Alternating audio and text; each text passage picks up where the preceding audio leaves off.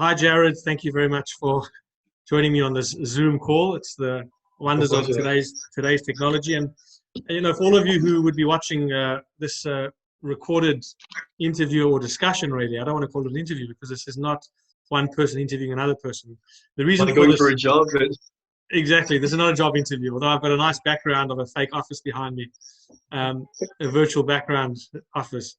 But really, the idea for this call, and then Jarod, you can have your thoughts. Jarod and I met quite a few years ago. We actually weren't on the same particular birthright program. It was a big group, and Jarod was in the other group, and I was leading a different group. But we got into a discussion one day, and Jarod mentioned something to me it really bothered me terribly. I don't want to get into specific details of the conversation, but in short, Jarod basically said, he came out as gay when he was about 12 years old, and ever since then he never felt part of the community. He felt like the Jewish community almost turned him out, tossed him out in a way. And again, I'm paraphrasing what I thought at the time, and I was very, very despondent and disturbed by it. And I wrote something on Facebook saying, whilst we might have different religious understandings of things, and I just felt sick that here's a young Jewish man who wants to be part of the community and felt excluded and felt he couldn't be part of it because, the community in his mind and perhaps in reality didn't accept him. And so I wrote about it, and it was amazing. There was such incredible warmth and response from the community, and I think it was very appreciated by you, Jarod. And at the time, Jarod didn't yet say it was him, but a few years later, he did express that the person we were talking about, and obviously I got permission from Jarod to post all these things, that it was Jarod, and I think again the outpouring of love. But at the same time, Jarod and I have been speaking over the years at different times.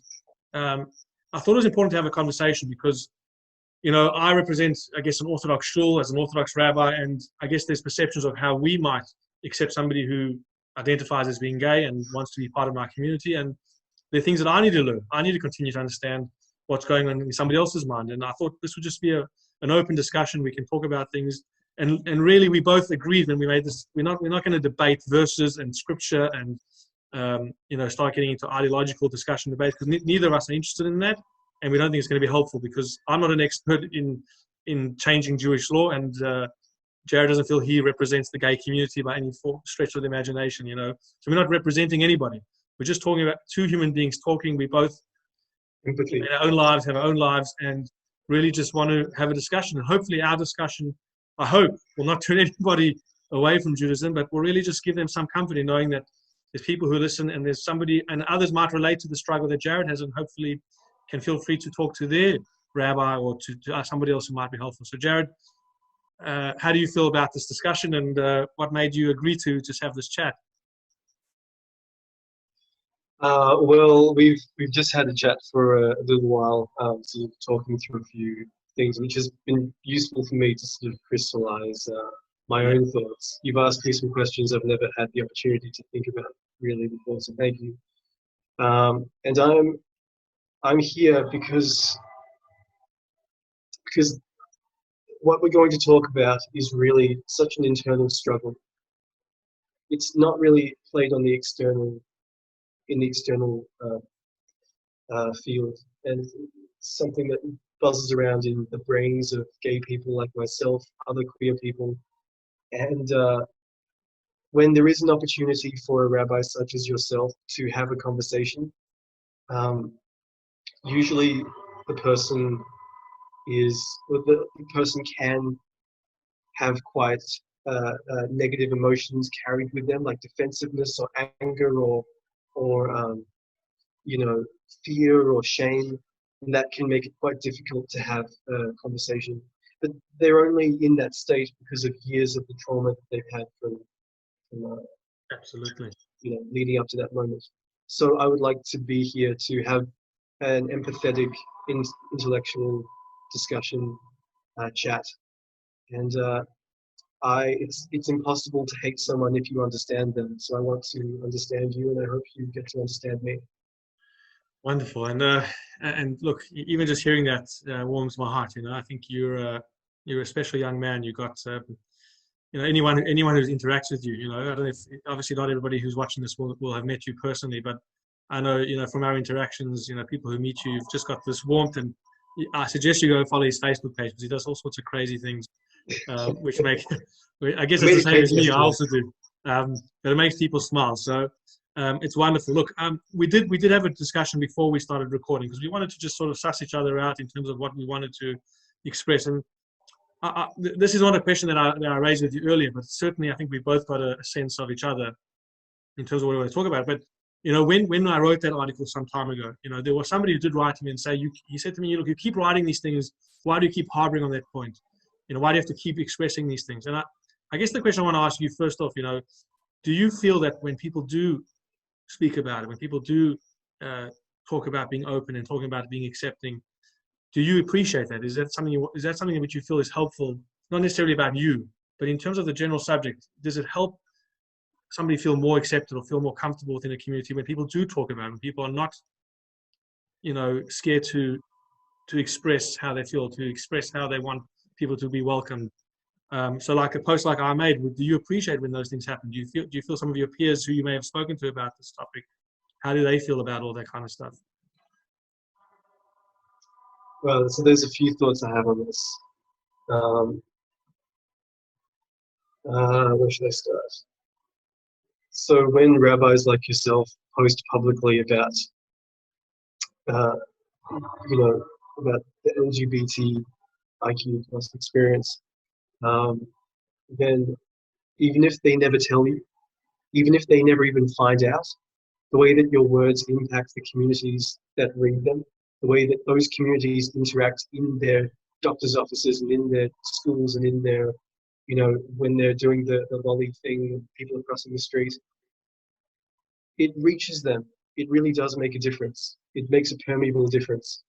And having acceptance and having empathy and tolerance and love, those are all wonderful gestures and they are really incredible and they do have an impact. Although, and we were using the analogy earlier, let's say that, I hope it's not offensive to anyone, let's say that God is the CEO of the Jewish corporation, and let's say that a rabbi is the sales agent, if you will. And that's a metaphor that you're okay with? Yeah, I'm very comfortable with that. I don't know if I could, it's a bit arrogant to say that I'm the salesperson of God, but let's just use the analogy, Yep. So let's say that a rabbi, a sales agent, tells their customer, tells their congregation, let's say there's a fault, or let's say the client's not happy. Maybe the sales agent says, I'm really sorry. I empathize with you. I'll do the best I can. But at the same time, they have a code of conduct to follow. They have a scripture to follow. They have two choices. Either they tell the client the answer they're expecting by following the code of conduct, or they go off the script. Maybe they offer them a refund, or they sort of do something else, and then they get fired for not doing their job properly. So that's, it's great to be accepted, it's great to be loved, but at the same time, the scripture in the Torah, in what rabbis have to follow, will always say that a piece of me is an abomination. So there's always an asterisk attached in my mind. Yeah, and we spoke about that at length, and obviously, I feel just it's shocking to hear that that's how you view yourself, and who am I to tell you that you shouldn't feel like that, because you do feel that a part of your lifestyle, a massive part of what you want to do in your life and what you feel is part of your life is being told that you can't do that. It is going to make it extremely challenging to, I guess, to feel, although you are hearing the words of being accepted and feeling loved and feeling, you should be brought into the inner circle. I struggled with Jarod's comments earlier, and I was saying, I don't know how to reconcile those worlds in a sense of, wanting Jarod to be part of my community, and he's come a few times to our shul, and I'd love him to be a member of my shul. I don't know which shul he's joined yet, but if he does, right? he would be welcomed in my shul. But Jarod is saying, there's always, he feels that there's always going to be you accept me up until a point, you accept my lifestyle up until a point. You cannot fully endorse everything that I'm doing, and I can't disagree with him. It's something which is often, plagued on me as a rabbi, as a human being. My own, I guess, internal values and what I represent as a rabbinic leader. It's a different area, but when it comes to, let's say, intermarriage, I've had congregants who I'm so close to, and when their children have decided to marry somebody who's not Jewish, it hurts me that I cannot attend the wedding and I cannot be there to celebrate with them, because they're my friends, they're people I'm close to, I've shared life experiences with them, but I represent a part of the religion which is saying, hold on, when they get married to each other, I cannot be there to officiate the wedding. It's against me, who I am as an Orthodox rabbi, and so there's going to be this conflict. And so I guess the question to you is, and I don't expect you to have the magic wand, and of course you're only speaking for yourself. There's no two. Before we go into that, I just want to make a quick comment on Yeah. inclination versus action, because I'm sure there will be many people who will say, it says that you're okay, but it's just if you act upon it, then that's what makes you an abomination. It's the action. So I just want to quickly make a comment that, I used the analogy before, let's say that you're a father and you, as a birthday present, you buy your kid a bunny rabbit and you give this present to your daughter and you say, this is for you to love, this is for you to cherish, this is your bunny rabbit. So they have lots of really wonderful, positive, adoring emotions towards that bunny.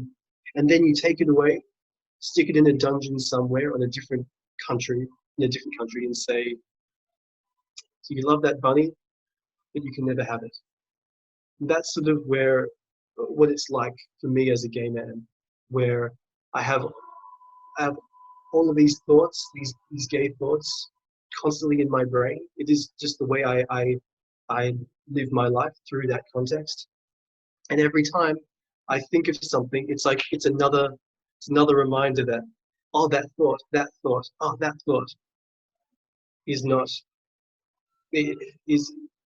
is not cool within Judaism. So I don't even have to do a physical action. It's a constant shame spiral that a lot of and I don't think it's helpful. I mean, I've heard rabbis speak about this, and I understand. I've heard rabbis say, it's not the act it's the act that's the problem. It's not the, wanting to be or being attracted or loving another human being. But it's exactly like you said. That sounds very nice, but it's like saying, Rabbi, you can't have pizza anymore.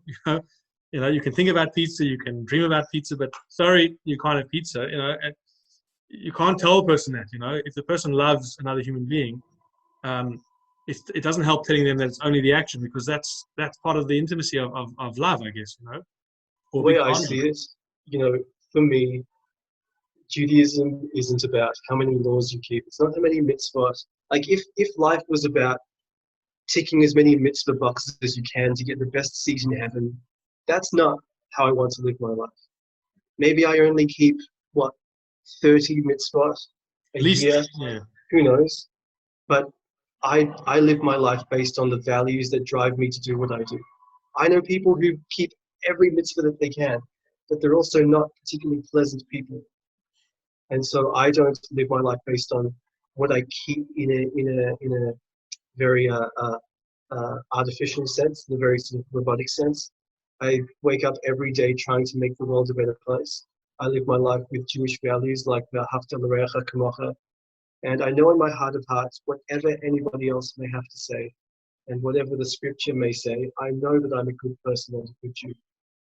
Beautiful, mate. I can record that and use it on my Rosh Hashanah sermon.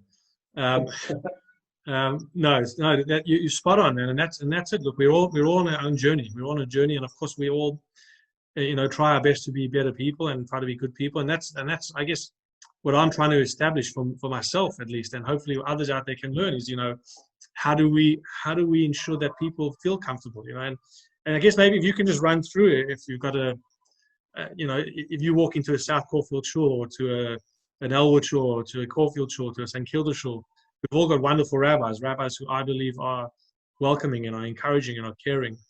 How does a Jarod, how does he feel part of that community? How do you, is there ever a way that you'll feel fully integrated, or and whilst that asterisk, as you've called it, is there, do you always feel like you'll feel like an outsider? Is that the sense you and probably others get, that until that changes? The thing with Judaism is it's extremely complicated, it's extremely interconnected and diverse and complex. It's religion, it's geography, it's language, it's music, it's culture, it's all these things. So there are Jewish contexts where I feel like it's sort of like, imagine if you're reading a book Imagine if you're reading the sixth Harry Potter book, and you know that Snape is about to die, and you're just turning the pages, getting closer and closer, and the dread's getting bigger and bigger because you know on one of these pages, Dumbledore's going to die. That, in some context, that's what it feels like. It feels like we are. It's great that we're in this moment, but turn 3 pages through the Torah, and there it will be. It'll just be there to remind me. So those moments, not so great. So with all things equal, yeah, sorry, what can I do more? What could a person in my position, let's say, what could, and as we said, we're not going to change the scripture. I mean, maybe there are some who have, there are some rabbis what I'm saying is that is an element of Judaism. But, and I'll say with all of my heart, when I was growing up, I loved Judaism. All the festivals, all the rituals, nothing made me smile more than being around the Seder table with my family and doing Manish Danai every year for 22 years, because I was always the youngest. And just, whether we were strictly keeping all the mitzvot, that didn't really matter. The fact that we were together, sharing this thread of Judaism. And this is the thing, Judaism isn't just about keeping all the mitzvot. It's also a way we speak and a type of, it's Jewish humor. It's our relationship to the Holocaust. All of my Jewish ancestors and gay ancestors who died in the Holocaust. It's about the ways that we connect to each other in really incredible ways. And if I have an experience with a shul that touches on that shared Judaism without the shared Jewish religion that may potentially remind me that I'm an abomination, if it's the shared Jewish culture and Jewish music and Jewish history and Jewish art and Jewish life and Jewish mishpacha and Jewish love, that's what I live for, and I will try as hard as I can not to let go. I love that, and I think you've nailed it on the head there, man. I think Judaism is not, it's not through one little keyhole. It's such a broad, and that's the beauty of it. That's the beauty of a religion and a culture and a faith that has so many, I guess, has so many connection points. Having led so many birthright trips, I see people connecting to Judaism.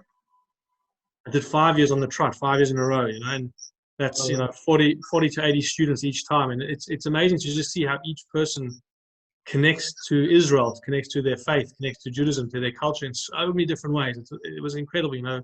Somebody bought a shawarma, and that for them was the connection. Others had a deeply religious experience at the kotel. Others loved going into the mikveh. Others found a stone and loved the archaeology part of it. So like you said, I went to Argentina last year for a Jewish LGBTQIQ trip run by JDC International, JDC NY, which some of your congregants might know about. Amazing organization. And one of the greatest moments for me was, we went to the Pride Parade in the morning and we had our outfits on, dancing under the rainbow Jewish flag. And then in the nighttime, we were on the hotel roof, all together, still in our outfits, arm in arm. Some of us had never even done Havdalah in our entire lives. But there we were together, singing.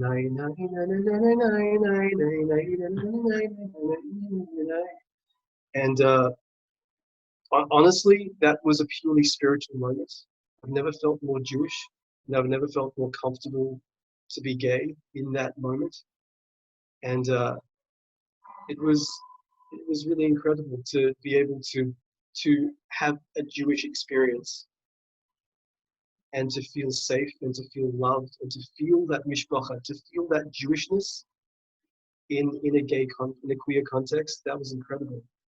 And there are so many people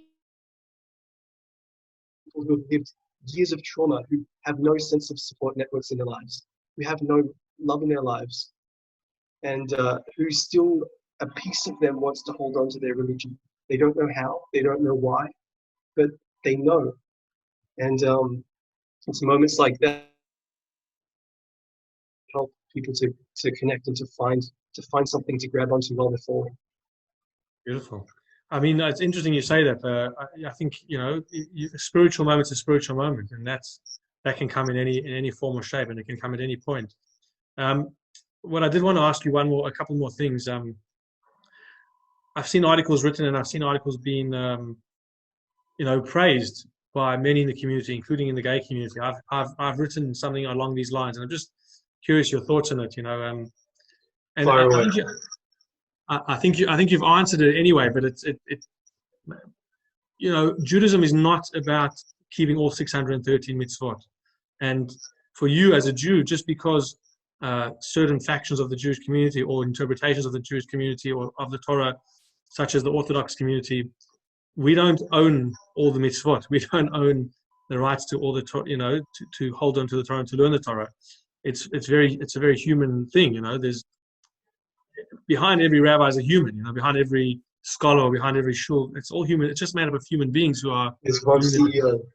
Absolutely. So, have you had an experience in the last 5 years? Do you still feel there's been times where you have not been accepted? Like, have you found yourself in circles where you feel you're being judged? Have you felt there's a change in that in how this is using Orthodox, because that's the community, I guess, which might have the biggest issue feeling comfortable. Have you felt there's a change, there's a shift? Absolutely. So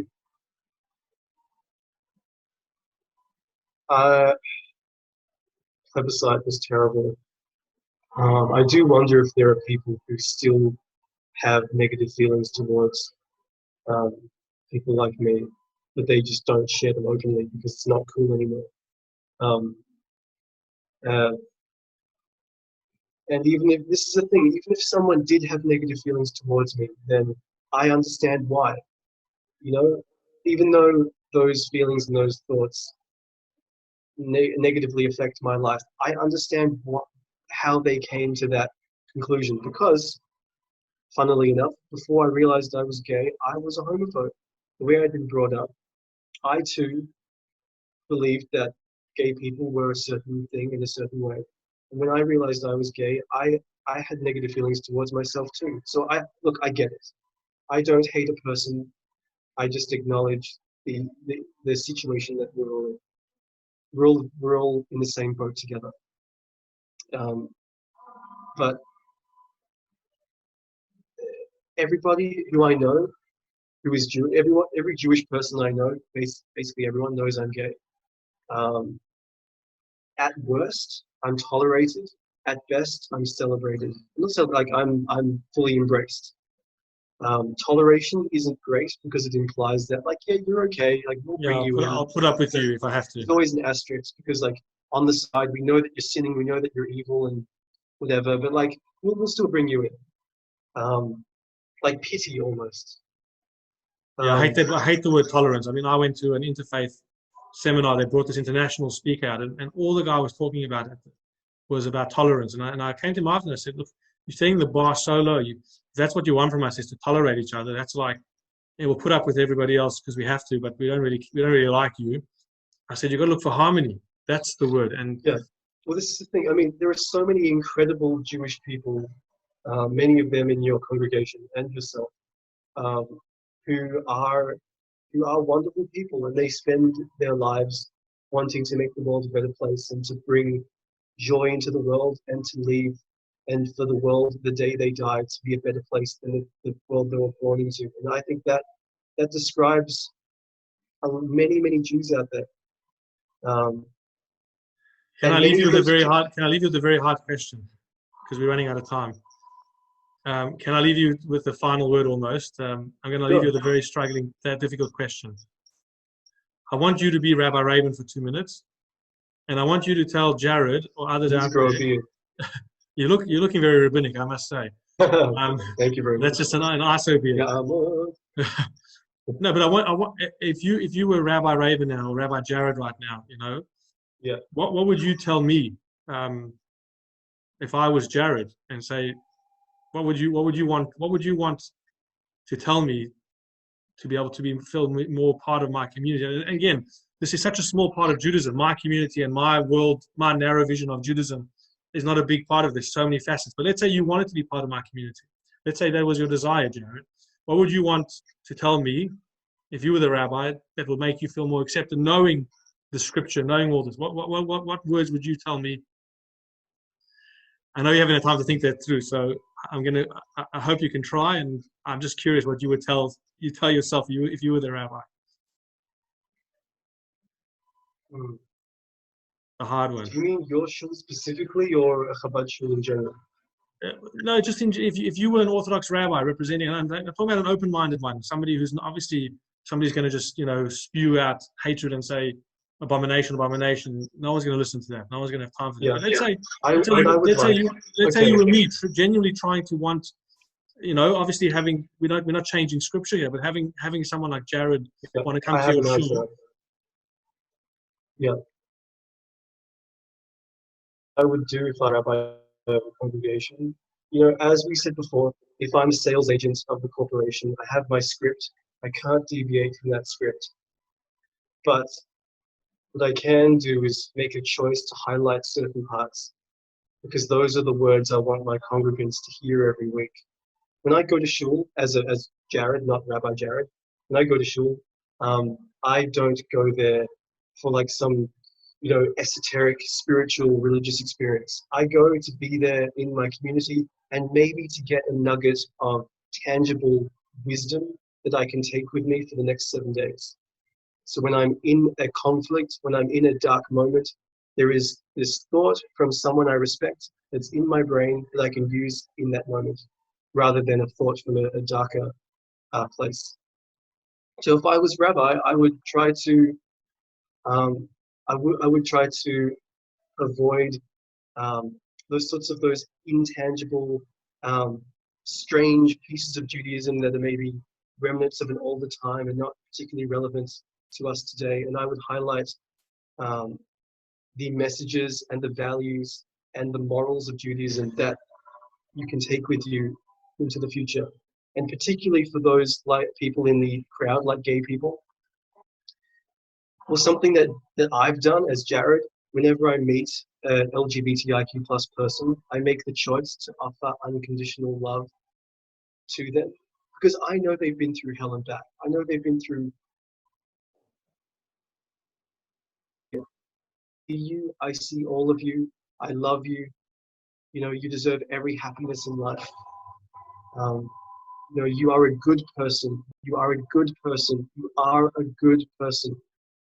And sometimes something as simple as that can mean the world to someone like me. Beautiful, right? That's really touching. So look, I really thank you for your time, and maybe we need to do this again. We'll see how our first one goes, and we'll see if there's any feedback. But I just want to say, if anyone out there's watched this and it's been troubling or traumatizing or aroused something which is not good or healthy for you, please reach out to someone to talk to. The intention of this talk was really to be of some comfort, but you never know what somebody could be triggered by. And Jarod, if you're having suicidal thoughts, then there is helpline.com.org. There are people in your life you can reach out to. And Jarod, look, you've been phenomenal. You've been incredible to share your inner thoughts, and Jarod, I know there's a lot that Jarod's still teaching out there and trying to, I guess, spread his message and spread his love around the world. And I think he's speaking at where are you speaking next? You're speaking at I'm speaking at Limud in a few weeks. Limud, yeah. So catch him at Limud. I'm sure he'll give you some interesting things to think about. And look, I agree. I appreciate you agreeing to this conversation. It's nothing you have to do. And thank you very much for reaching out to me to pitch this. I really appreciate you taking the time out of your busy schedule to be here. Amazing. Thank you, everybody, for watching, and till next time. Thank you.